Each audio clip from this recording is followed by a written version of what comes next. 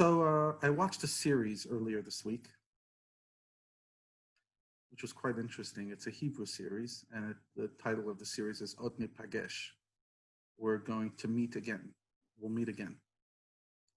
And it's about five secular Jews who have siblings or relatives that have become ultra religious, Haredi, and who haven't spoken to them and had a healthy relationship with them for quite a while. And these individuals now want to reunite with their loved ones who became religious. One person hadn't spoken to his brother in 30 years. One person hadn't had much of a relationship in 15 years. One daughter hadn't had a relationship with her Haredi father pretty much her whole life because her parents got divorced and then her father remarried, etc., etc. It's a very interesting, it's in Hebrew. And then there was the one episode, which by far was the most emotional, that is this mother and son that had fallen out of contact. They weren't able to communicate. And then throughout the series, the mother gets to learn a lot about her son's lifestyle. Basically, like they put them through, it's reality TV, so they put them through Haredi boot camp. They have to spend 36 hours with a person who's going to be their ambassador to bring them close to their family. You have to spend 36 hours observing the person without commenting. You can't say a word. And you could see them just gritting their teeth. And obviously, these guys used the 36 hours. I'm sure it was made for TV to say the most controversial things possible. And then they spend another week discussing and analyzing and unpacking. And then they all get reunited with the family and all happy ending. But one of the things that really made a very deep impression on me was this absolute need for family closure. One of these guys was this like 60-year-old cynical Ashkenazi guy, and he just couldn't get over the fact that he has no relationship with his brother for many years. The other one is a secular 31-year-old Israeli girl who just can't get over the fact that her Haredi father doesn't have a relationship with her. This guy whose brother became a radical Breslov, his twin brother, and he just can't accept the fact that he doesn't have a relationship over and over and over. And I guess it's not rocket science, but I think I often forget, and many people often forget how thick blood is. We always say that blood is thicker than water, which is true. But how thick is that? And it got me thinking about the amount of Faribels I'm aware of, the amount of families that don't talk, and the cost it has on the people themselves. How unnatural it is to not talk to your sibling, even if there's a great reason. I'm not judging if there was a good reason or a bad reason, but it's unnatural to not have a relationship with a loved one, a blood relative. It's just not natural. To not have a relationship with a parent, to not have a relationship with a child. And unfortunately, I've seen all these scenarios in abundance. Many, many, many family dynamics. Sometimes it's over inheritance. Sometimes it's over lack of boundaries within the family. Sometimes it's over impossible characters. Sometimes it's about neediness. Sometimes it's about taking advantage. There's always, not always, sometimes there's good reasons, sometimes there's bad reasons. But what I walked out with was not whether it's a good reason or bad reason, but the cost it has on people. And that's really what's on my mind today. What's on my mind is the incredible cost we incur when we get Faribels. The more people we don't talk to, the more people we don't engage with, the more people we hold a grudge on, it just makes our heart harder to carry, especially if it's relatives, but even if not. This idea, I don't talk to this person and I don't talk to that person and that person's not good enough and this person's not good enough. You literally have to spend an accounting sheet. You have to be a full-on actuary or accountant to figure out all the mathematics of who you don't talk to and why you don't talk to and how long you won't talk to them and why you don't go to their simchas anymore because they, et cetera, and each one has their story. I remember one time I hosted someone for Friday night and they literally spent the entire night talking about the history of the Faribels. and this reason, and this is why I don't talk to my mother, and this is why I don't talk to my sister, and this is why I don't talk to my former brother-in-law, and this is why this. And it's a full-on story. It's a lot to carry. How much more so when it's loved ones? How much more so when it's people who Hashem created that they belong in our lives? Again, I'm not saying we have to have dysfunctional people taking advantage of us. I don't think so. I don't think we have to allow ourselves to be trampled on. But there's a very, very big difference. And there's a very thick line between allowing yourself to be trampled on to totally disassociate yourself from family cold turkey. To stand at your parents' funeral or not even go to your parents' funeral. Stand at your parents' funeral and not stand next to your sibling. You come from the same parent. It's unnatural. And there's no question about it. You could talk to me till you're blue in the face. How you're okay with it? I don't believe you. I don't believe you. That's why you're talking about it all day. If you didn't care, it would be a non-issue. But somehow it's there because it's unnatural. And sometimes it's necessary. Not often, but sometimes. But let's agree it's unnatural. I would say the same thing like divorce. Divorce is unnatural. Sometimes it's necessary. Divorcing a spouse, divorcing a sibling, divorcing a parent. It's not.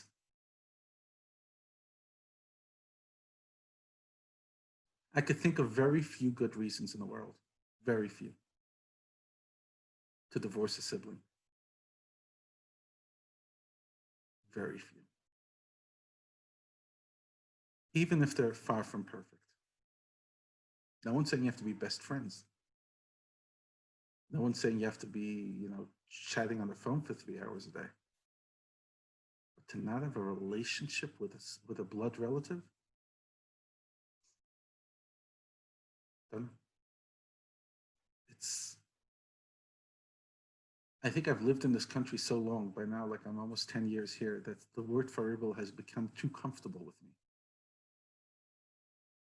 And I hear it so many times. It's almost like, oh, I'm Faribel, so it's a justification. In other words, Rabbi, my sister and I had a Faribel 20 years ago, and we don't talk. Oh, that's a justification. I didn't know that.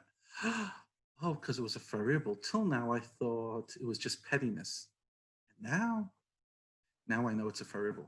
Thank you for enlightening me. I really appreciate that. Why? Why do we look for reasons to disassociate rather than look for reasons to associate?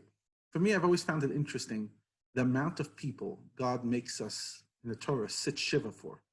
I always call it, don't ever get faribel to the people that have to sit shiva for you.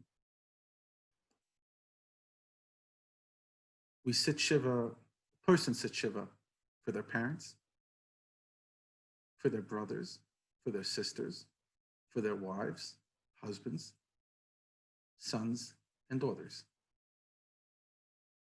Okay, you sit shiva for all of them.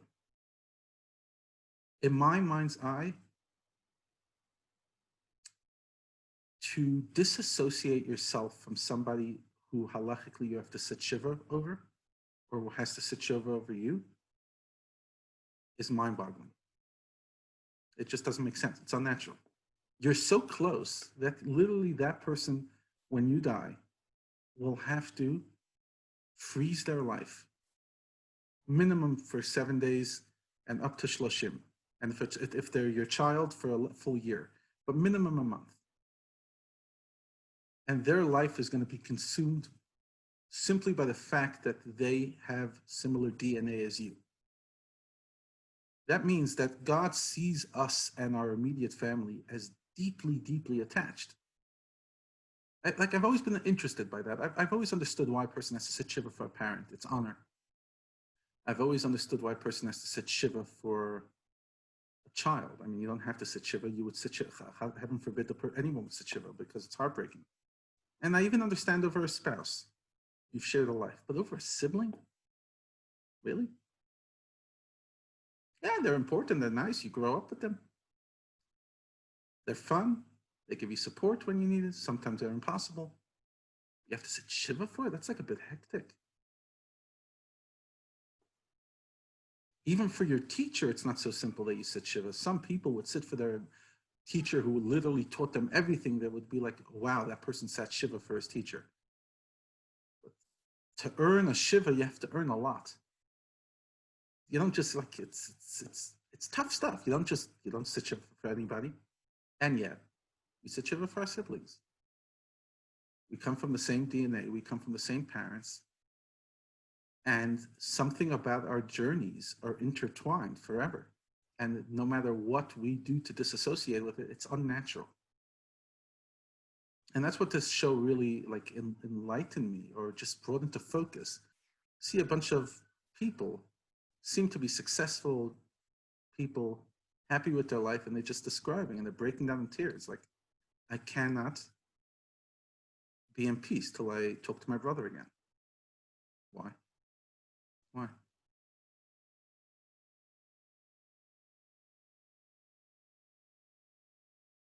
And I know, I've heard all the stories of Faribels.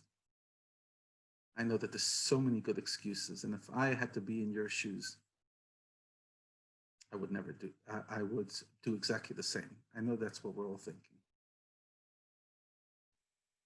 But here's a rule of thumb. If you have more than one or two Faribels in your life, not only family, in general, you know what the common denominator between all those Faribels is? You. If there's only one person you're disassociated from, but everybody else in your life is fine, then, maybe there's another story. I'm not justifying, I'm not judging it, but maybe there's another story. But if you're not talking to 3, 4, 5 different people in your life, what's going on? It's not them. It's not them. There's one common denominator in all 5 relationships, you. Can you admit that? Can I admit that? Can I sit there saying, gosh, I am the common denominator? I don't talk to my parents. I don't talk to my siblings. I don't have a comfortable relationship with my relatives. I don't have a comfortable relationship with my spouse. Something is off. Something about me in relationships is not okay. Is that possible? You know how much humility that would take? But you know how rewarding that humility would be? If I can acknowledge, especially now during COVID, and that's why I'm talking about it. During COVID, the only thing that's keeping us alive is our relationships.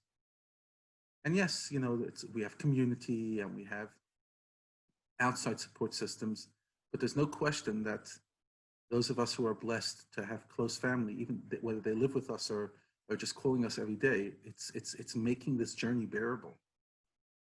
At this time, to be lonely, oh gosh, it's the worst curse of COVID. So much worse than economic issues and even having COVID itself. The loneliness is an absolute killer. And at this time, we have to sit there asking ourselves and say, in life, do I want to be right or do I want to be happy? Because most people who are right are not happy. Self-righteous, they're always on the defensive. They always know what's right and what's wrong. Nobody else does. They have all the good insights. They're the clever, etc., etc. They're not happy. I'll be honest. For me, in myself, for many years, I didn't appreciate the role of relationships. I know it's good to have friends. It's good to have family. Came from a big family. I didn't really get it. I didn't really get the importance of liking the people you love, the importance of having relationships with the people whose destiny is tied with yours, and how it's natural to want to have that relationship, and it's unnatural to dissolve that relationship. We need people with us. We're not put on this earth to go on it alone. The first thing God tells Adam after he's created, the first thing God notices about Adam is it's not good for a person to be alone. Lo tov heyota adam levado. It's not good for a person to be alone. It's not natural. It doesn't work. And therefore, Hashem gave us a full structure of relationships. Like, think about how many different relationships we interact with. You have to be a genius to know how to manage all of them, but it's so rewarding. You have a relationship with your parents. You have a relationship with your in-laws. You have a relationship with your spouse. You have a relationship with your siblings. You have a relationship with your children. You have a relationship with your grandchildren. You have a relationship with your nephews. You have a relationship with your nieces. You have a relationship with your cousins.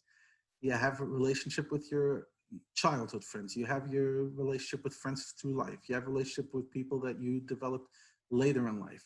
You have acquaintances.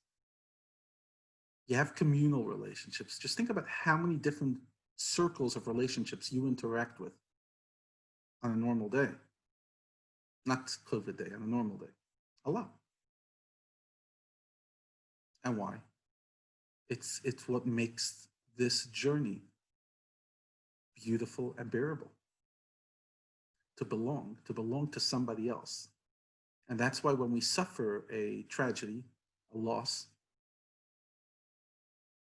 you literally feel like your heart's being ripped up because a part of your circle that you depended on and that you created as the fabric of your life is now gone. Even if it was a very elderly mother or elderly father.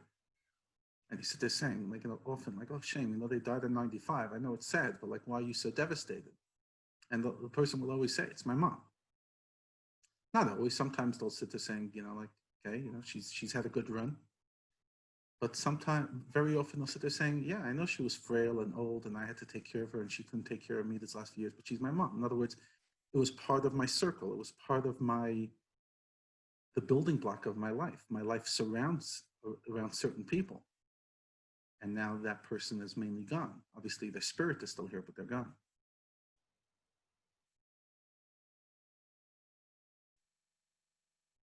In this world, it's all about relationships. Relationships with ourselves, relationship with Hashem, and relationship with each other. That's really what life's about. It's about going outside yourself and developing a relationship with something deeper, whether it's within you or within somebody else, but it's going out of your egocentric self and going in, wide, out, etc., but developing multiple and varied relationships. And I think, and really what my message today is, that before we sit there getting faribeled, before we go out and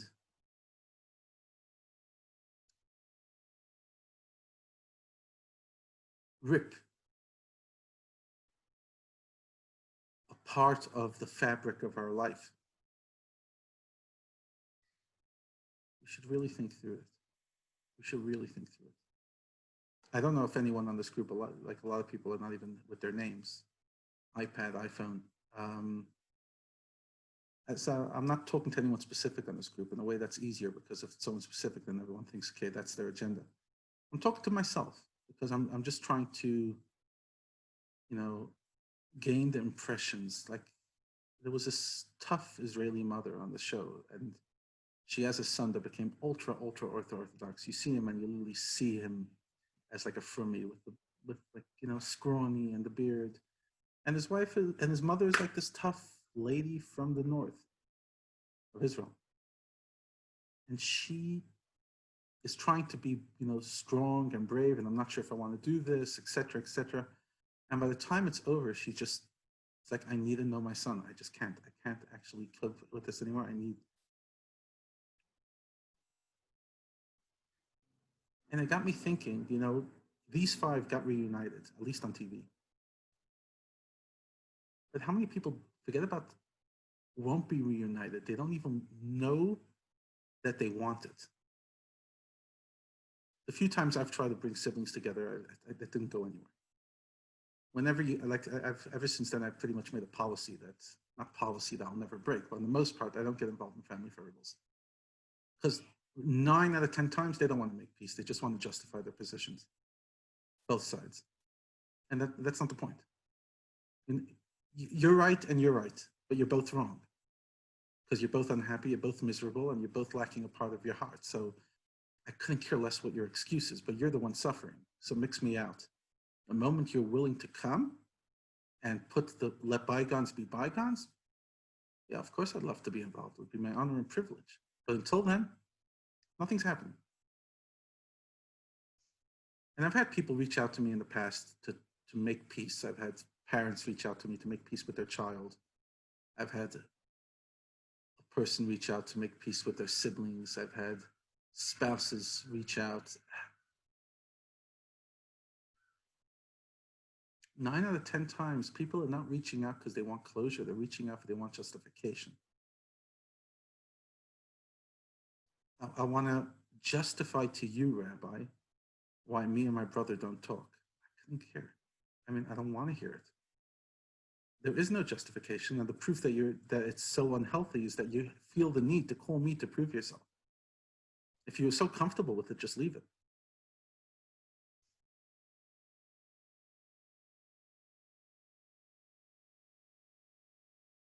Now, unfortunately, I find myself in the cemetery very often. I've mentioned this a lot. And I walked past the graves, and somehow everybody was beloved. It's amazing. Because a lot of people I know are not that beloved by their family and their siblings and their friends, but suddenly on the grave it makes it. Everyone's beloved. I hope. Where I grew up, we don't put that on the grave. Not because there's anything wrong, but you talk about the character of the person, you talk about maybe he or she merited to have, good children and nachas, but it's not like, loved and missed, etc., by that and that and that, but nothing wrong. But how many of the people are really beloved and missed?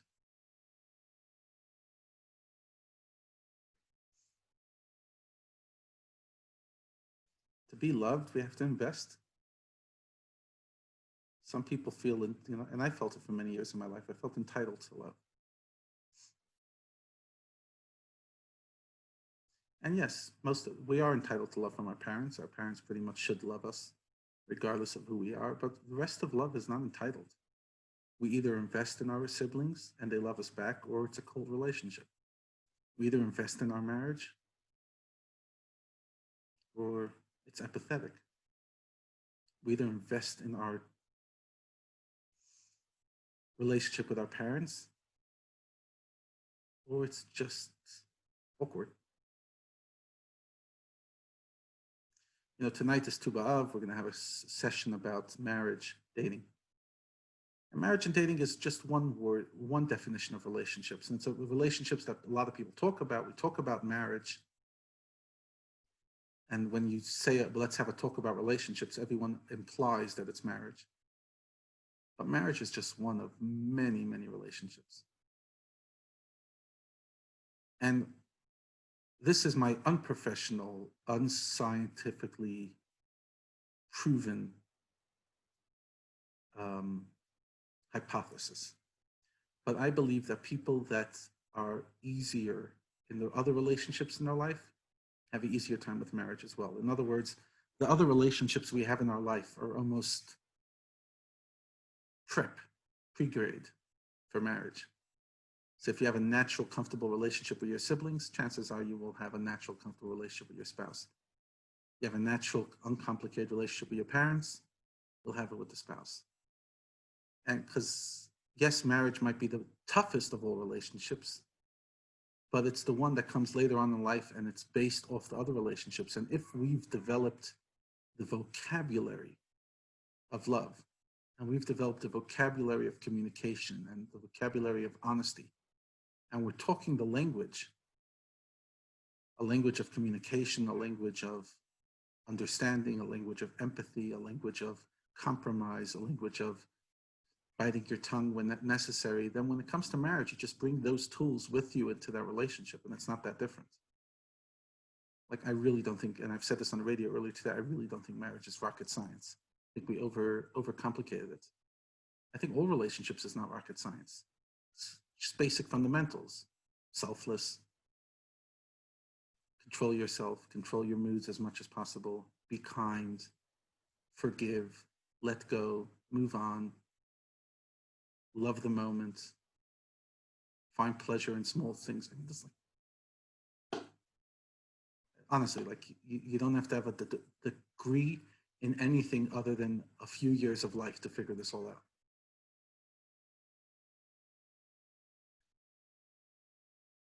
But Hashem created us with the need for many, many, many different kinds of relationships. And each relationship that we sever, that we cut, that we break up, affects us in a deep, deep way.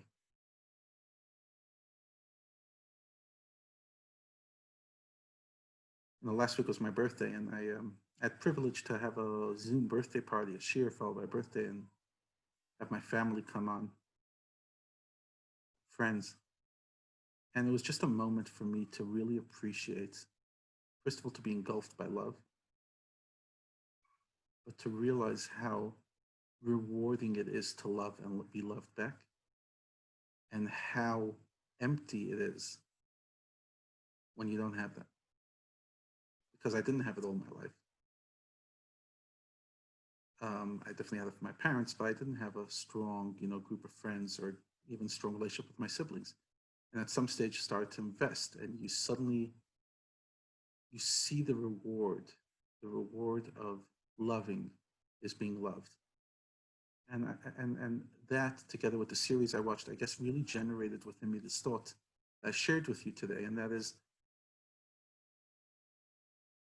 we shouldn't be too quick to rip the cords of love with people who are intertwined in our destiny. They might be very different than us, even though they have the same DNA. But if Hashem in his wisdom decided that this person is my brother, this person's my sister, this person's my parent, this person is my child, this person is my spouse,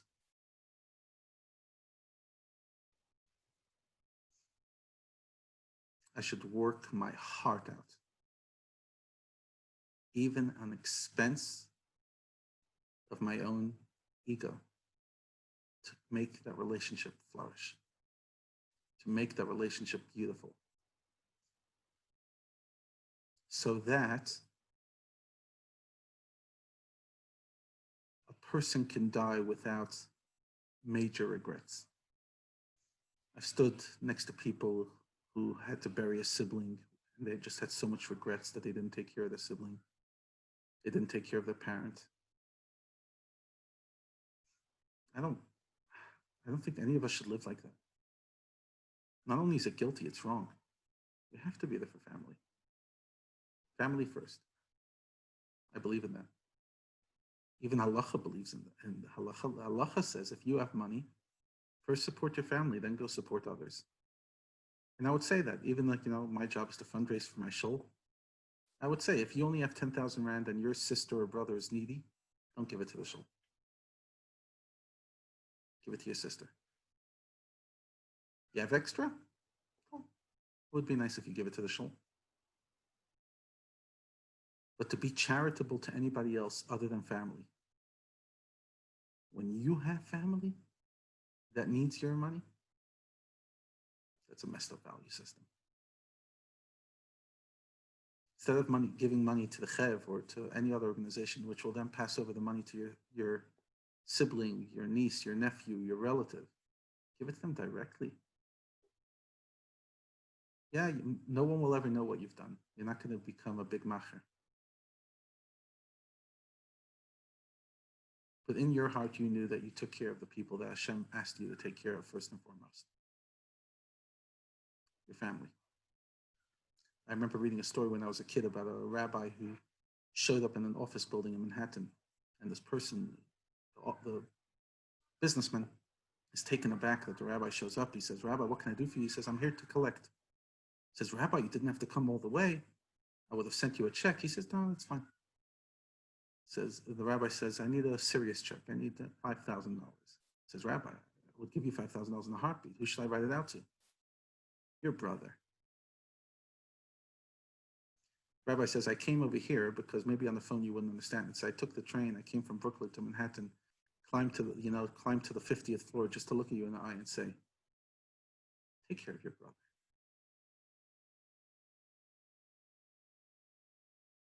It's very nice that you're driving a Lamborghini, that your brother can't pay the tuition. Take care of your brother. Take care of your sister. Take care of your nephew. Take care of your parents. That's the lessons I walked out with. It's not selfish to take care of family. It's the ultimate act of selflessness. Because it's not glamorous. They might not even be grateful. But ultimately, we're doing the right thing.